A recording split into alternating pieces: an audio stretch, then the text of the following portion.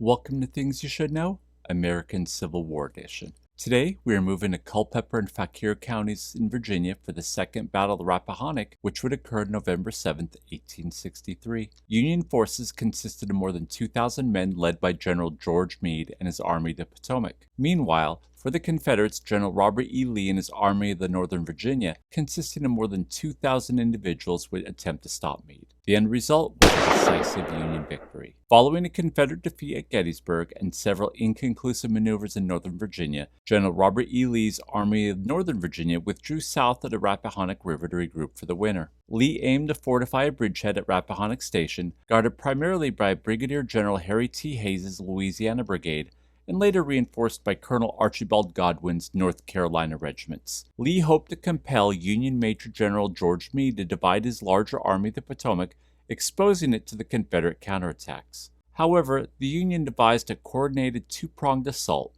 Major General William H. French's 3rd Corps targeted Kelly's Ford downstream. Major General John Sedgwick's 6th Corps advanced on the bridgehead at Rappahannock Station. On November 17th, French's 3rd Corps swiftly crossed Kelly's Ford after brushing aside light Confederate resistance. Simultaneously, Sedgwick's forces moved via the Culpeper-Warrenton Road, positioning artillery on high ground to bombard the Confederate defenses. Lee, mistakenly believing Sedgwick's actions were a diversion, sent minimal reinforcements to Jubal Early's beleaguered troops.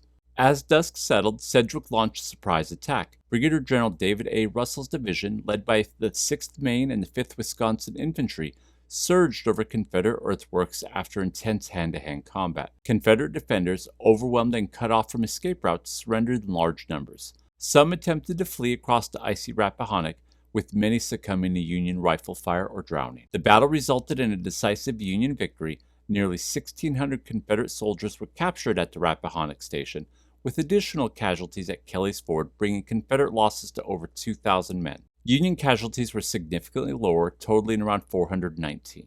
The catastrophe forced Lee to abandon his winter plans in Culpeper County, retreating south of the Rapidan River. The Union triumph not only shattered a critical Confederate stronghold, but also encouraged a further offensive, setting the stage for the Mine Run campaign later that month. Lee's miscalculations were later described by his adjutant, Major Walter Taylor, as the saddest chapter in the history of this army. Join us again next time on Things You Should Know, the American Civil War Edition.